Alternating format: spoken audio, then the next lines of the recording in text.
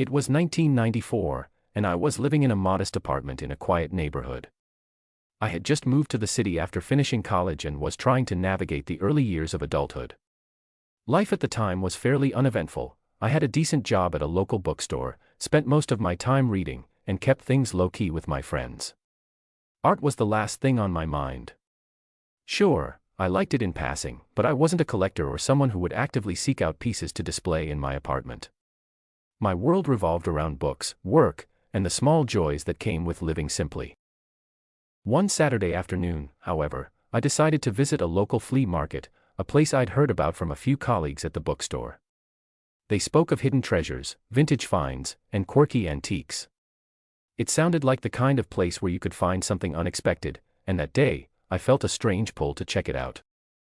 The market was small, located in a nondescript part of town. It wasn't glamorous, but there was something about the place that felt full of possibility. I wandered around for a while, looking at old furniture, dusty records, and piles of forgotten knickknacks. None of it really caught my eye, until I reached a small stall tucked away in the corner. The vendor, an elderly woman, had a collection of paintings, most of which seemed like standard landscapes or still lifes. They were framed in simple, worn-out frames, nothing that screamed masterpiece. But then, my gaze landed on a painting that stood out from the rest. The scene was peaceful, a field of wildflowers under a golden sunset. The brushstrokes were soft, the colors muted but beautiful.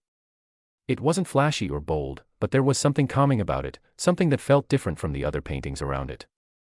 I asked the vendor about the price, and she replied, "Oh, that one. It's just $5. It's nothing special." $5. I couldn't believe it. It seemed too good to pass up. Even if it wasn't worth anything, I thought, it might look nice in my apartment. Without hesitation, I handed her the money and took the painting home. At the time, I had no idea that this simple purchase would change the course of my life. I hung the painting on the wall in my living room, not thinking much of it. It was nice enough, but I didn't expect it to be anything extraordinary. Over time, though, I found myself drawn to it.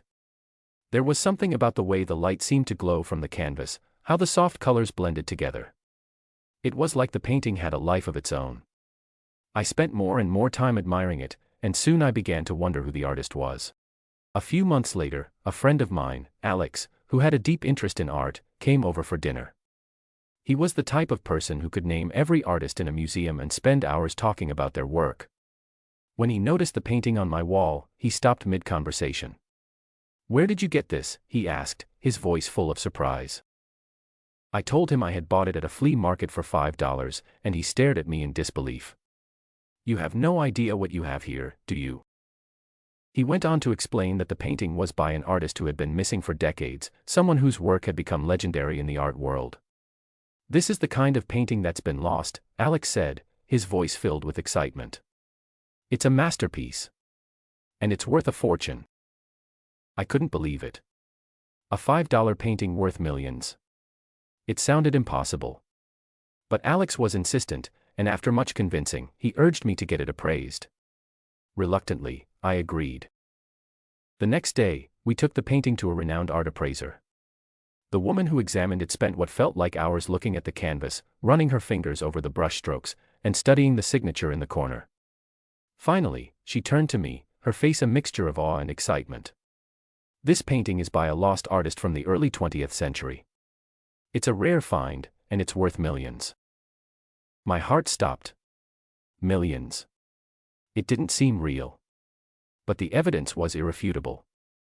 The artist's style, the signature, the unique technique, everything pointed to the fact that this was an incredibly valuable piece of art.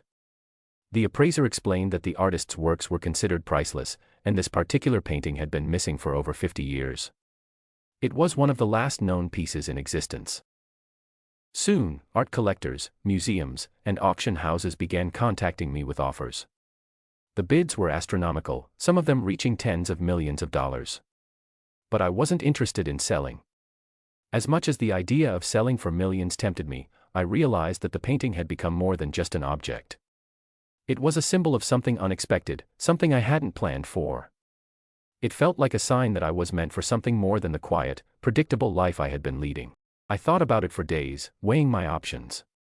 Then, it hit me, instead of selling the painting, why not use the money to do something bigger? Something that could change my life forever. I had always been interested in entrepreneurship, but I had never had the funds or the confidence to start my own business. With the money from the painting, I could take the leap. I could invest in something that had the potential to make me a success. I decided to sell the painting. The auction was set for a few months later, and the day of the sale, I watched as the bids climbed higher and higher. The final price was a staggering $28 million, far more than I had ever imagined.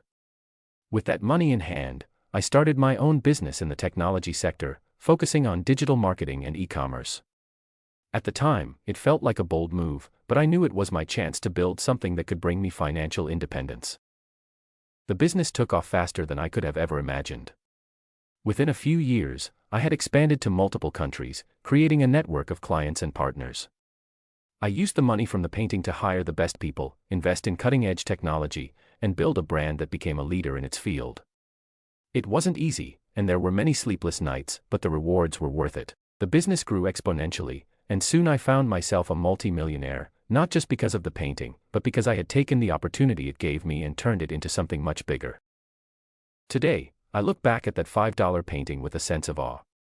It wasn't just a lucky find, it was a catalyst for everything that came after. If I had sold the painting immediately, I would have missed out on the chance to build the life I have now. That simple purchase, made in a quiet flea market, set the wheels in motion for a future I never could have imagined. The business I built from the ground up changed my life in ways I can't fully describe.